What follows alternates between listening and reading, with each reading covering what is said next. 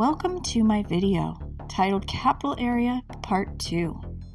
In January 2024, I took a road trip to Washington, D.C., the District of Columbia. During my visit, I encountered a wide array of fascinating symbolism. Researcher and author David Ovason, in his book titled The Secret Architecture of Our Nation's Capital, advises that there are 23 complete zodiacs and over 1,000 zodiacal and planetary symbols in Washington, D.C. In this video, I explored the Library of Congress and other sites located within the capital area. I explored the musings of several authors and researchers on the subject of symbols in D.C. and their connection to astrology and Freemasonry. The Thomas Jefferson Building of the Library of Congress is located across the street from the United States Capitol Building. To the Freemasons, designing ceremonial cornerstone and foundation stone rituals revolved around examining the ceremonial in the light of astrology. The cornerstone of the Library of Congress was lowered on August 28, 1890 at 3 o'clock in the afternoon. And with that, the Sun and Saturn were in conjunction in the zodiacal sign of Virgo.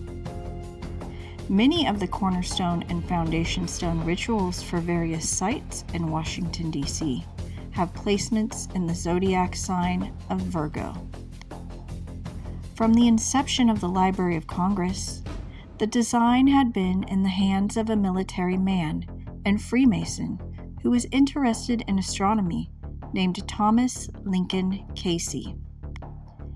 Casey was in regular contact with the most brilliant astronomer of the day, named Professor Simon Newcomb, who was an astronomer well known among specialists for his seminal research into the planets and the lunar motions, and yet in a more general sense for his books on popular astronomy.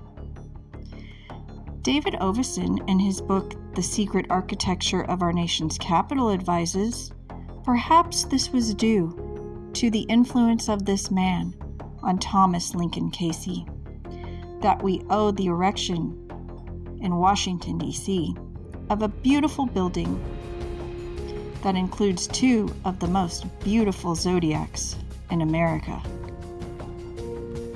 Below the Library of Congress, at the street level, is the Court of Neptune Fountain, created by Roland Hinton Perry in 1897. Neptune is leaning forward, contemplating the world beyond. He is surrounded by fishmen tritons and nymphs. Surrounding are dolphins and turtles. Neptune is the ruler of the underground watery world of the unconscious. The library inside the building symbolizes the intellect of man, which the library services. The library resides in the upper light and consciousness. The fountain symbolizes this contrast between the deep lower realm of the unconscious and the upper sunlight of human consciousness. It represents the esoteric symbolism that was a staple of Hermetic circles and their influence on the creation and design of Washington, D.C. 33 ethnological heads ornament the keystones of the first-story windows of the exterior of the Library of Congress. They were modeled on a collection related to different ethnic races, from Arab to Zulu, by curator of the Department of Ethnology, Otis T. Mason, at the Smithsonian National Museum of Natural History. These 33 keystones were sculpted by Henry Jackson Ellicott, and since they represent the nations of the world, it is evident that they symbolize space. Altogether, there are 33 heads.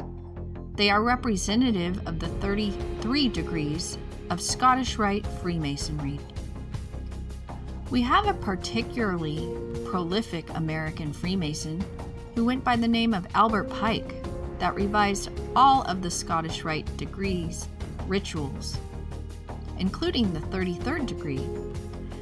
During his tenure as Sovereign Grand Master Commander of the Southern U.S. jurisdiction of the Scottish Rite, he actively promoted the organization by honoring many of those in Masonic leadership in order to give his own organization far greater visibility than it might have otherwise achieved.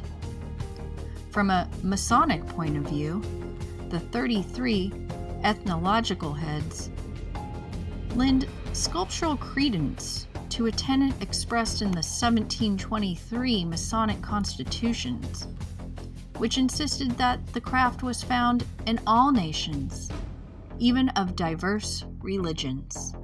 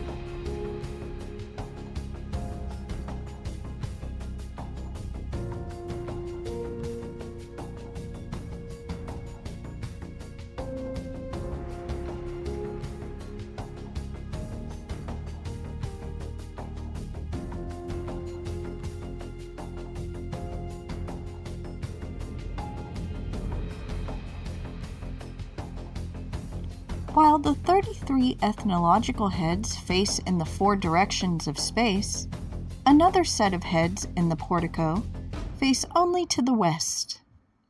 These are not racial types, but individual portraits, busts of famous men. The 9 great men commemorated by the busts across the portico of the front entrance pavilion at the 2nd story level are each silhouetted in front of a round window. They were carved by Herbert Adams, Jonathan Scott Hartley, and Frederick Ruckstuhl. The 9 personalized heads represent literary genius and symbolize past achievements. At least 3 were famous Freemasons: Benjamin Franklin, Emerson, and Goethe. The main entrance to the Thomas Jefferson Building of the Library of Congress is at the top of the imposing front stairway and through an entrance porch of 3 arches into the Great Hall at the 1st floor level. The 6 life-size spandrel figures leaning gracefully against the curve of each of the arches were sculpted by Bella Pratt. They represent literature, the left-hand arch, science, the center arch, and art, the right-hand arch. Of the 2 figures representing literature, the left one holds a writing tablet and the right one holds a book while gazing into the distance. Of the 2 figures representing science, the first holds the torch of knowledge, and the second figure is Astronomia, looking upward holding a globe that has only 4 zodiac signs visible on the sphere. The sign of Virgo is rising just over the woman's hips. Once again, we have the subtle reference to the importance of Virgo. In the 3rd group, the figure to the left represents sculpture. She's working on a bust of Dante, and the one to the right represents painting.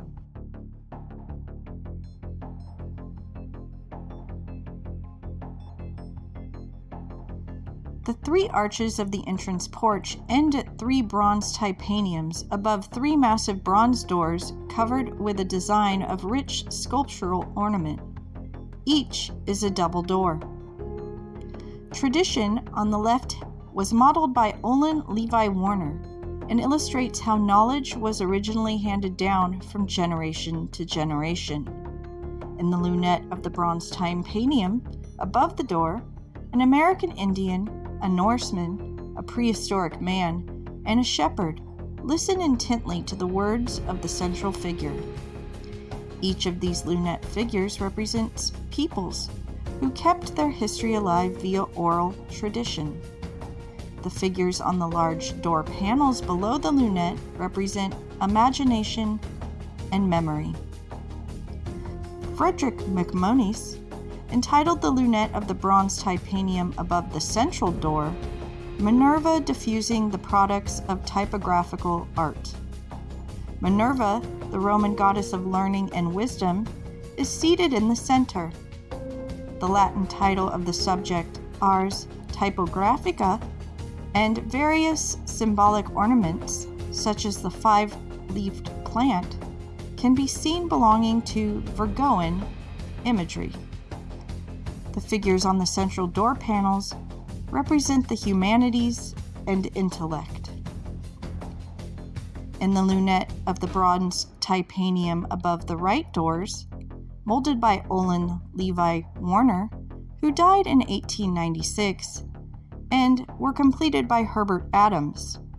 The 4 figures surrounding the central figure represent people who have influenced the world through their written literature: an Egyptian, a Jew, a Christian, and a Greek.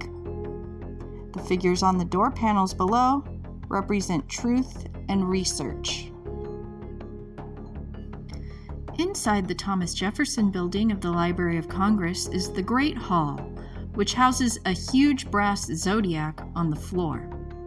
The arrangements of the 12 zodiac signs are in the form of a square, with a huge sunburst, around which is a compass with the 4 cardinal points.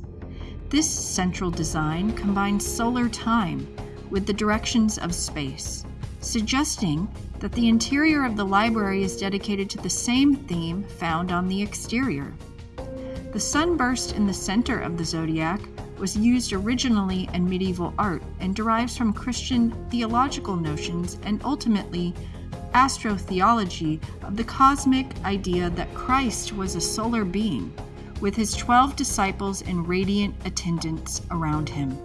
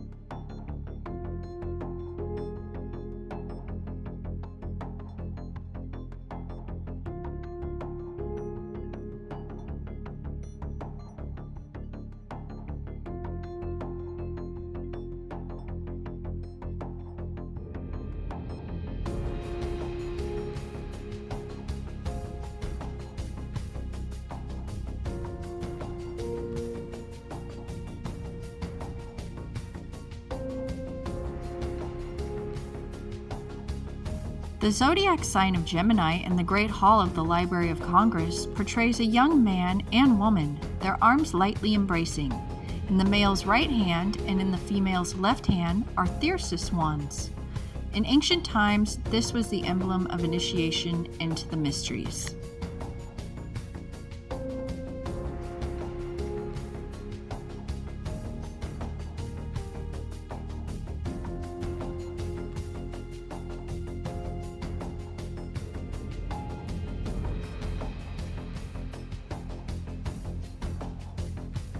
The zodiac sign of Pisces is symbolized by two dolphins swimming in opposite directions.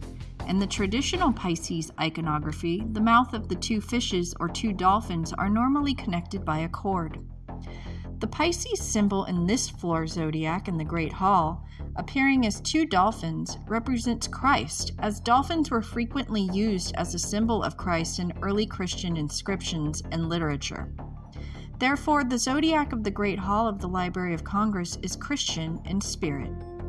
Opposite on the zodiac square is Virgo, portrayed as a seated virgin, supporting a sheaf of corn against her right arm and her elbow resting on the hand of a scythe. This latter symbol is almost certainly intended to associate the Virgin of the Skies with the ancient goddess Ceres, who was the link between medieval Virgo and Egyptian Isis. David Ovason, in his book The Secret Architecture of Our Nation's Capital, suggests the following about Pisces and Virgo in the Great Hall Zodiac and its connection to the Capitol building, in which I covered in my Capital Area Part 1 video previously.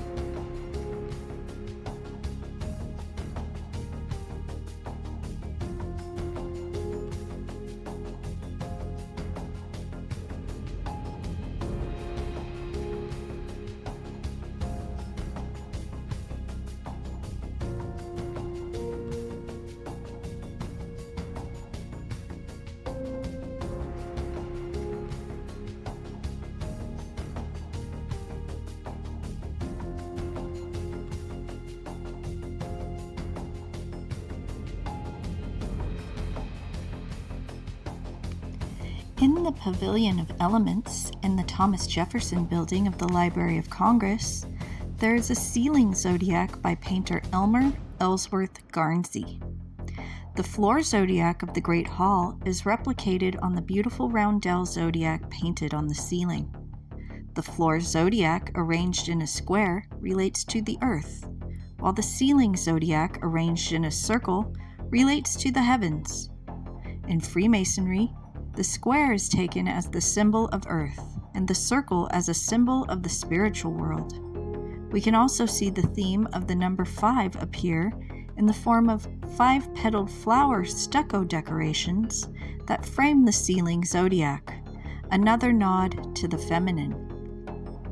The 5-petaled flower motif was also prominent in the statuary hall of the Capitol building, which I covered in my previous video, Capital Area Part 1. Images of Virgo, the Virgin, often portray her holding wheat in her left hand, with the star Spica nearby, and a plant with 5 floral heads in her right hand.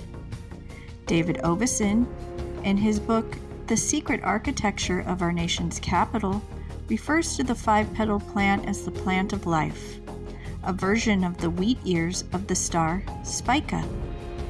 Just as the wheat is a symbol of the spiritual life, so is the flower the plant of life. This symbolism is dotted all over Washington, D.C., and is abundant in the ancient mysteries.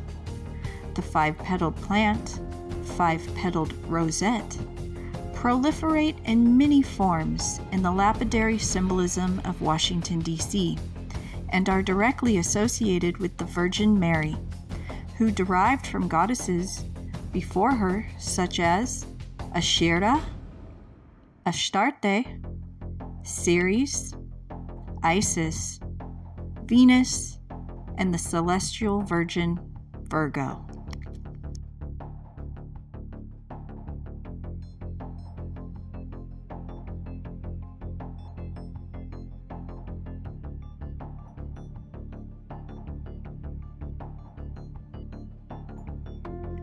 There is a balcony above the Great Hall consisting of 4 second-floor corridors, each with an intricately decorated vaulted ceiling.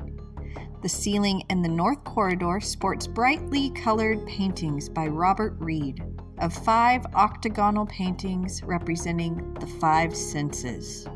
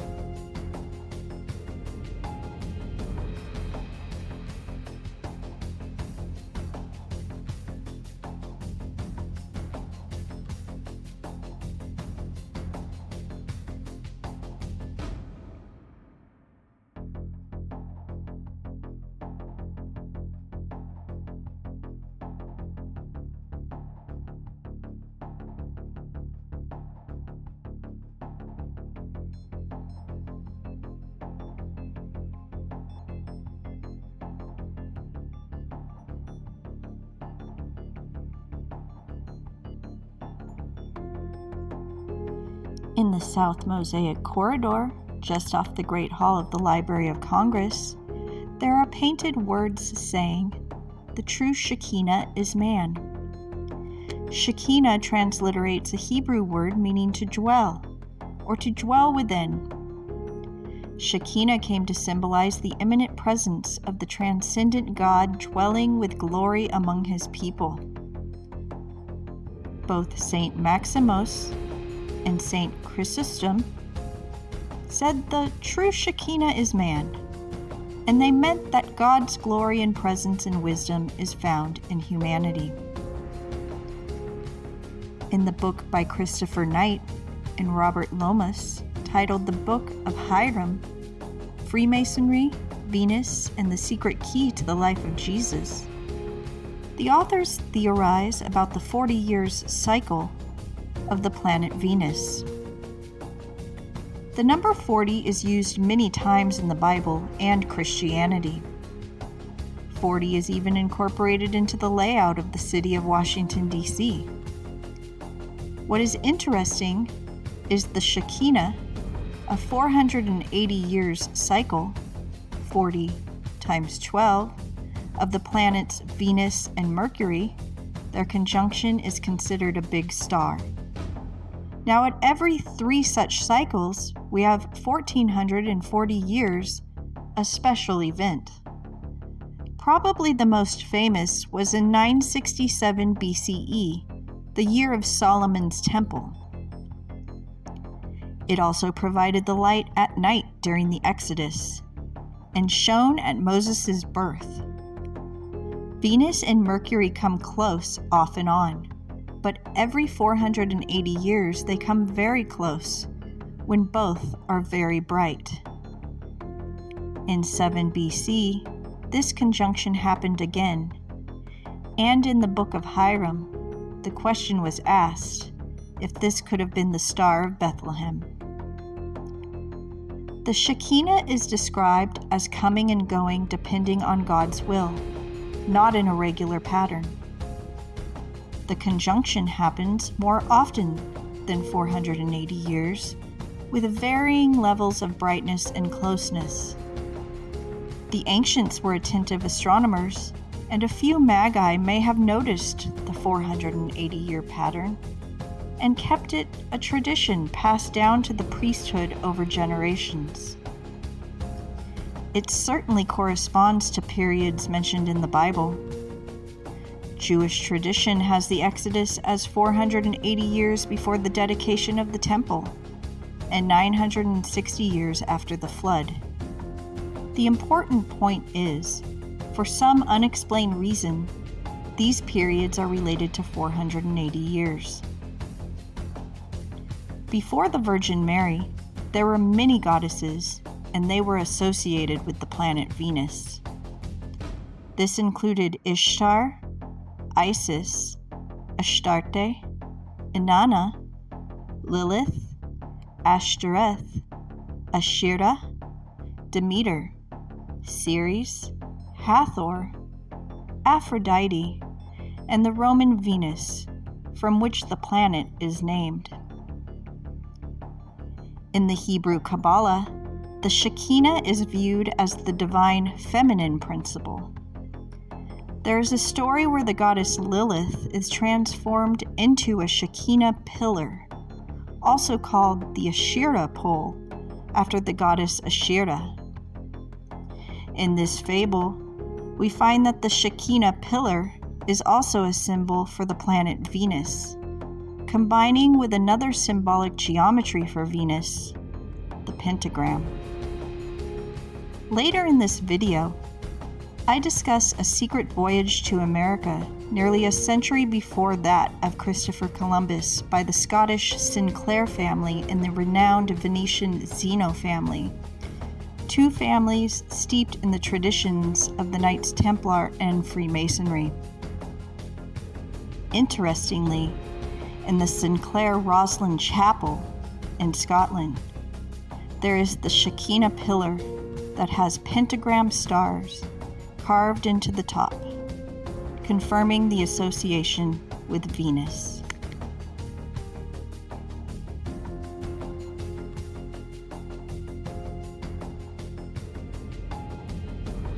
Here we have the Thomas Jefferson Library. The library is dedicated to Thomas Jefferson. He was a Freemason, philosopher, founding father who served as the third president of the United States from 1801 to 1809, and he was the primary author of the Declaration of Independence.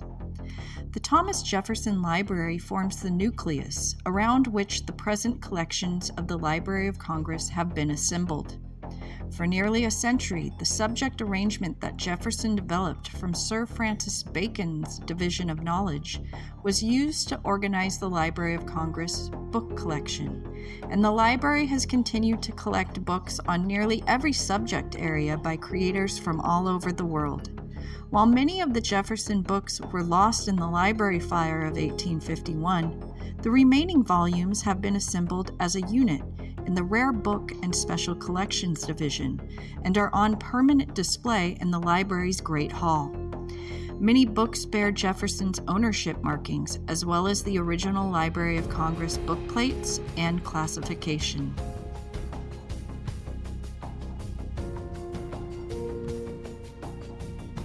The inner dome of the main reading room, with its complex program of symbolism, is itself one of the wonders of the world.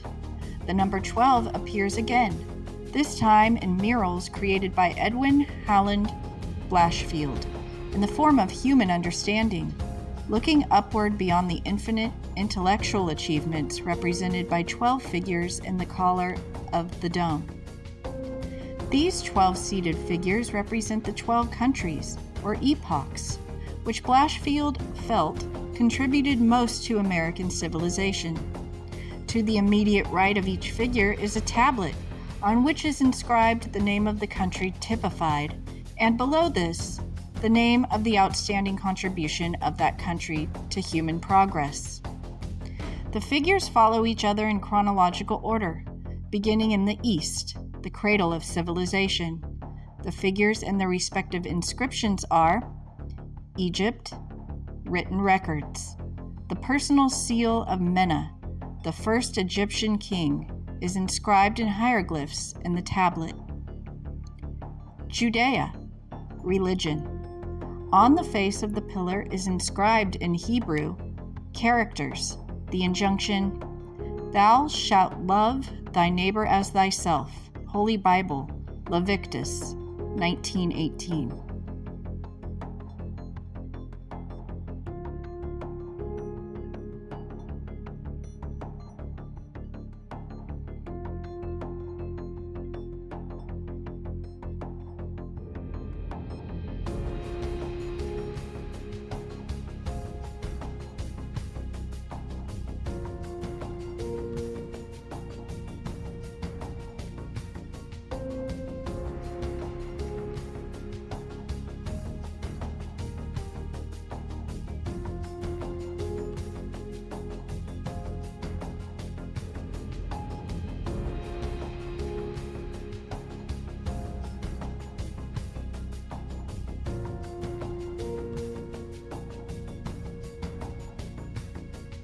England, literature. The figure is holding a facsimile of the first edition of Shakespeare's A Midsummer's Night Dream, printed in the year 1600. France, emancipation. The figure is holding the Declaration of the Rights of Man, adopted by the French Assembly in the year 1789. America, science. The figure, an engineer whose face was modeled from Abraham Lincoln's, sits in his machine shop pondering a problem of mechanics. In front of him is an electric dynamo, representing the American contribution to the advancement of electricity. Within the great dome of the main reading room is a huge clock designed by John Flanagan. This piece has been described as the most magnificent piece of decoration in the Library of Congress. It is a complex allegory of time, depicting a winged Saturn with a scythe, an hourglass in his hands, striding over the top of the clock, accompanied by two women who are believed to represent the seasons.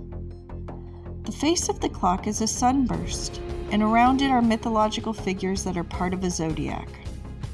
The statuary above the clock of Saturn obscures part of the zodiacal circle. Only 6 of the images are visible. Moving from the left, in an anti-clockwise direction, we can see part of Capricorn, Aquarius, and Pisces as a single fish. To the right is Cancer the crab, its claws reaching up toward the lion of Leo, above which is the image of a naked Virgo. Passing between Virgo and Leo is what appears to be the image of a comet. Comets are harbingers of change, of historically important events. Could the comet of the Saturn clock be representative of the comet of the Great Deluge that changed the course of history and stuck in the collective memory of man?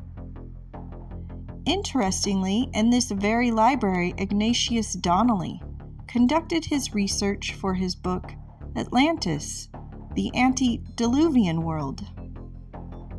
Donnelly was an American congressman, writer, and scientist known primarily for his theories concerning Atlantis, the idea of an ancient impact event affecting ancient civilizations. John Flanagan had proposed that the theme of the clock statuary should reflect the flight of time. This theme is expressed on the Earth plane by a small roundel below the clock, which depicts what Flanagan called the swift runners, keeping the light of knowledge circulating. One runner is handing on to another a burning flame. Just so, by means of a comet, the spiritual world hands on a burning flame in cyclical rhythm to mankind. Whatever the intended meaning of the symbol, it is entirely appropriate that this clock should be depicted with a comet in Virgo, as this sign is said to rule over such places as libraries. Flanagan's clock symbolizes time. It reveals the zodiac as a symbol of time with the same arcane intent as the 33 faces on the outer walls of the library proclaim themselves as symbolic of space. In the main reading room of the Library of Congress are 8 giant marble columns. Each support 10-foot-high allegorical female figures in plaster, representing characteristic features of life and thought, religion, commerce, history, art, philosophy, poetry, law, and science.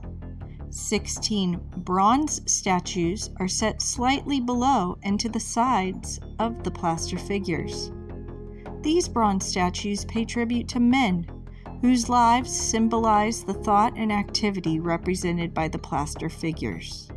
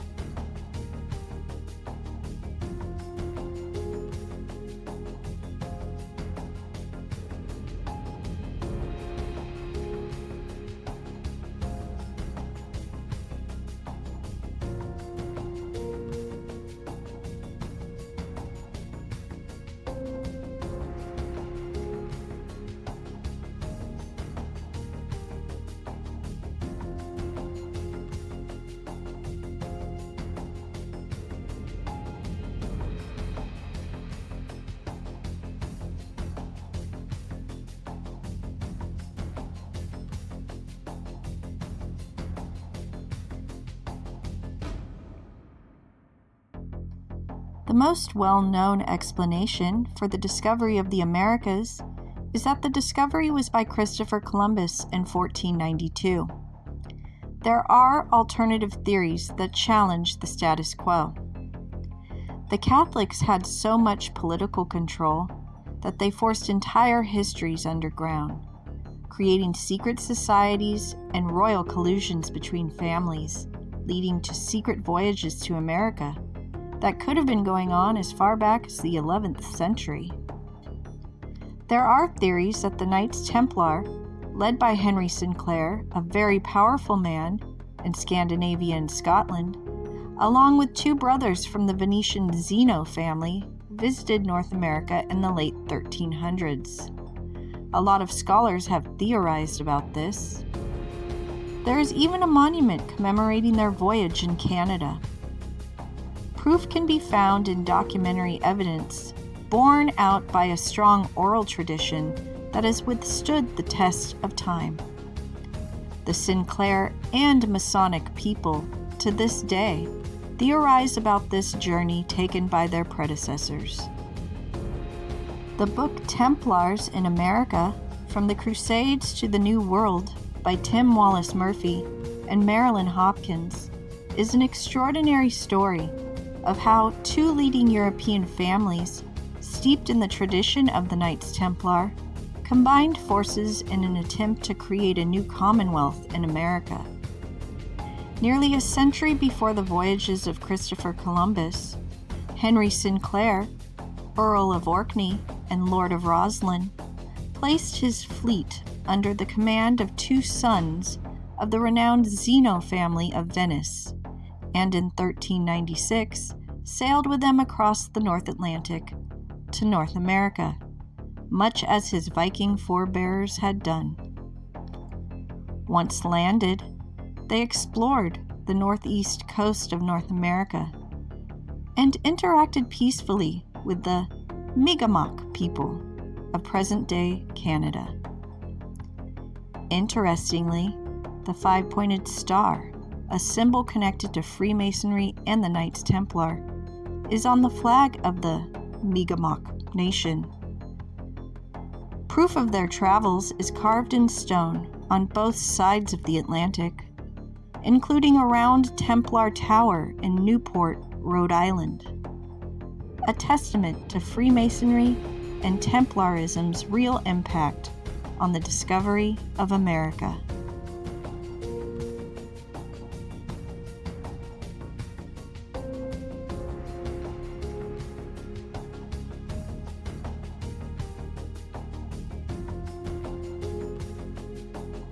To the southwest of the Library of Congress and the Capitol building is the Garfield statue, sculpted by John Quincy Adams Ward, and was erected to Garfield's memory in 1887 by the veterans of the Army of the Cumberland. This statue is to honor James Garfield, a Freemason, a member of the House of Representatives, and the 20th President of the United States. Garfield served as president from March 1881 until his death the following September after being shot by an assassin in July.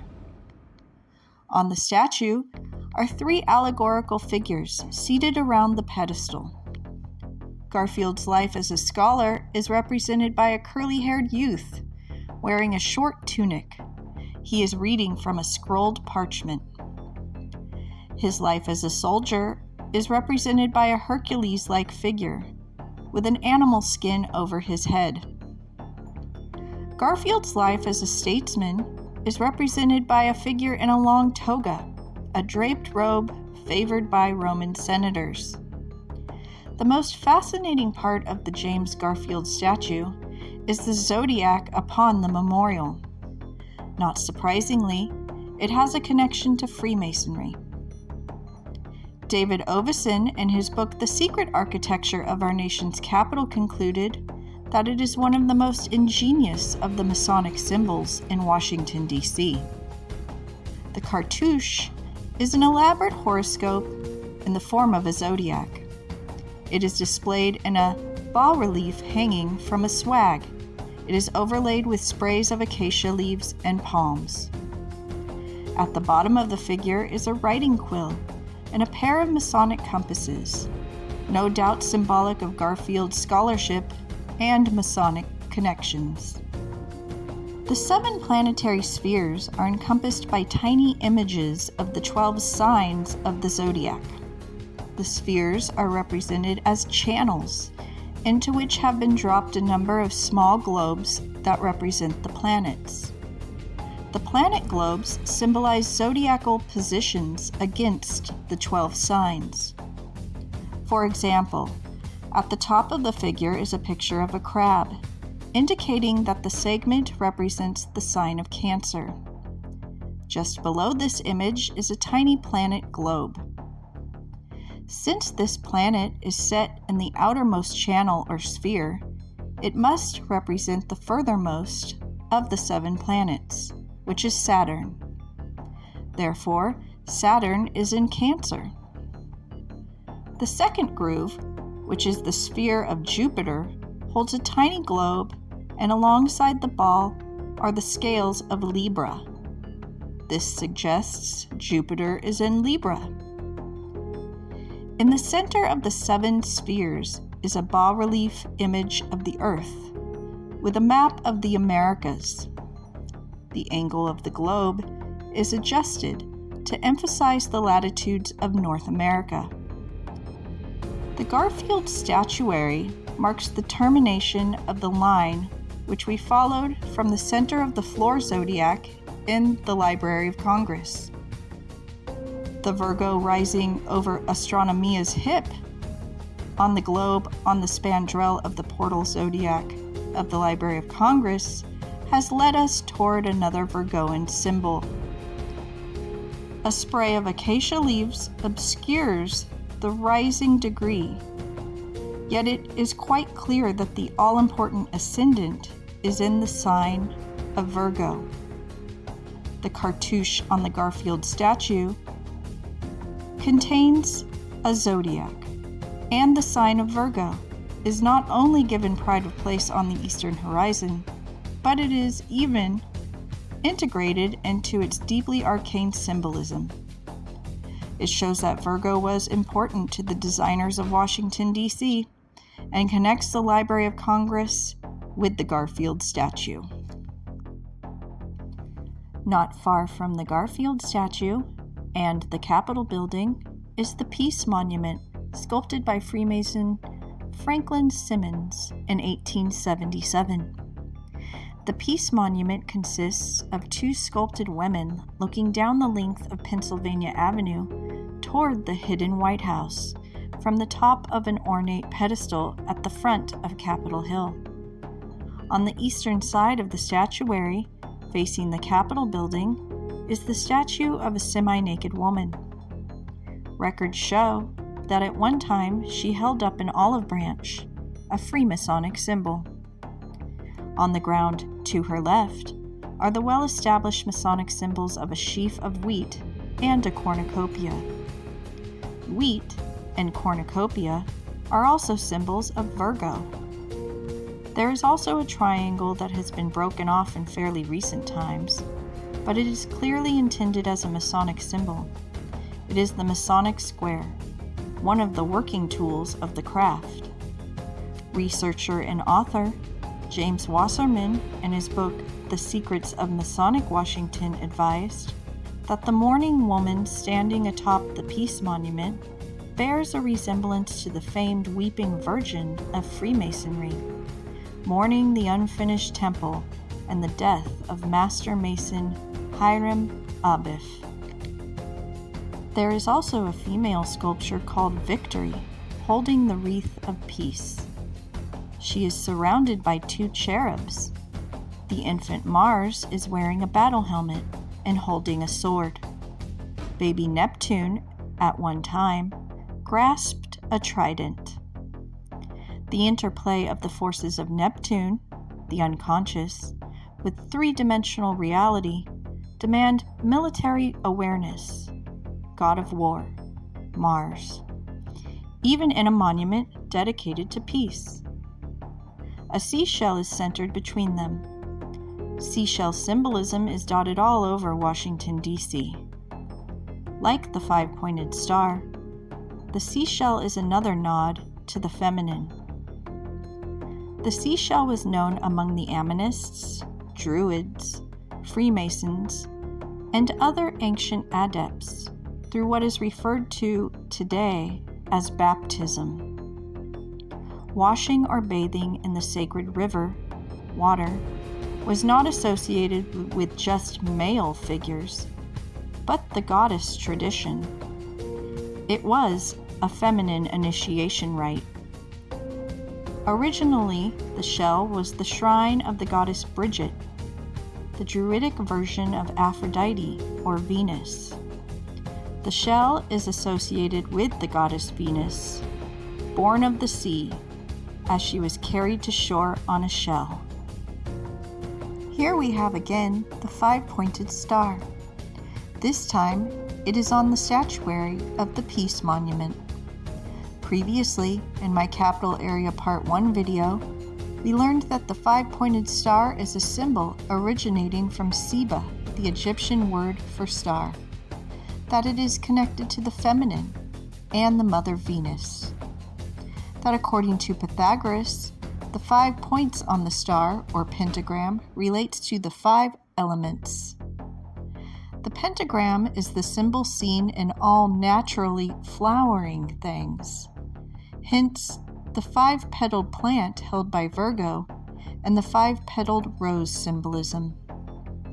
To mystery school initiates, the 5-pointed star was a symbol of moral excellence and spiritual perfection. The pentagram was therefore the device worn by those with unsullied souls, the truly blessed ones. Additionally, because of its esoteric connection with the planet archetype Venus, it was known and recognized as an emblem of health and healing. Its reversal, or inversion in this context, would represent toxicity and sickness, evil and moral degeneracy. Researcher and author Michael Tessarian, in his book titled Astrotheology and Sidereal Mythology, advises that in Masonic conclaves, the upright pentagram or pentacle placed on anything signifies that the item is transmuted to the mystical level. He advises, this is not done for positive reasons though, but because of large-scale rituals that the top Freemasons are involved in. It is a sigil that, like an exclamation mark or apostrophe, signals that there are subliminally arcane meanings behind the seemingly mundane appearance. This is why the pentagram is on national flags and heraldry, why they are worn by those in the military, why the U.S. Pentagon is that shape, and why even the hellish machines of war and death bear the symbol.